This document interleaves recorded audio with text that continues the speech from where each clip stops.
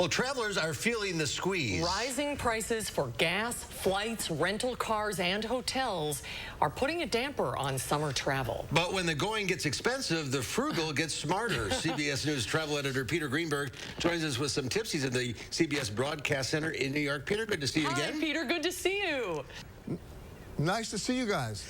Is there any end to these rising prices for flights? In the short term, I'm sorry to report the answer is no. Airfares have been going up about 7% every 10 days. In the month of April alone, airfares are up 33%, and in some markets they've doubled. And the reason why they're going up, it's not just the increased demand, it's that airlines are cutting back on routes and flights because of staffing issues. So we have excess demand and not so much capacity. When you have that kind of a combination, airfares have nowhere to go but up. So if you're thinking of summer travel, do you recommend booking right now? I recommend booking yesterday. Don't wait, because these airfares are going up literally at about 7% every 4 days now, and that's going to continue through the end of September. So anytime you wait, you'll pay a higher price. Is this a good time to use miles to sort of bring the price down if you have some miles? Believe it or not, traditionally the answer would be yes. This year, no. But it's not a bad idea to use your miles now for flights after September 15th. If you take a look at the mileage levels that are required to redeem now, assuming they want to give you the ticket, it's almost double what it used to be.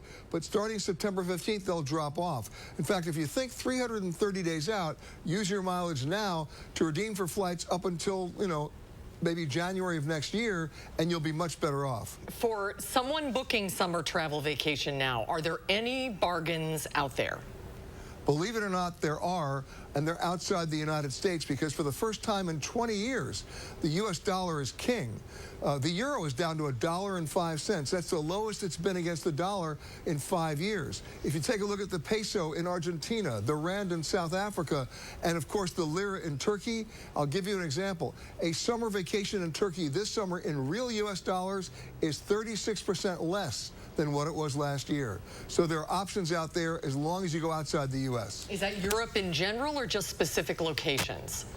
Well, Europe in general, because the euro is down. What you do is you go buy basic goods and services, not the cost of the airfare or the hotel. That can be adjusted. But what do the locals pay for a restaurant meal, a tube of toothpaste, a cab ride?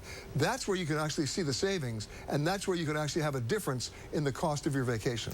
Are the COVID rules still in place? Can you still cancel or change a flight without penalty? No, those rules are long gone. The only thing that's still in place, which hopefully will go away soon, is that 24-hour rule that requires you to get a negative COVID-19 test within 24 hours of your return flight back to the United States. We're about the last country around still requiring that. All the other countries, if you can show proof of vaccination, do not require that to go there. One exception may be Portugal, but other than that, no. So we're hoping that by the end of Memorial Day, maybe by the middle of June, the U.S. will relax or eliminate that rule. All right, sounds like a challenging travel season coming up, but we'll get through it. Peter, thanks for being with us today. Great to see you, Peter. Thank you so much. You got it, guys.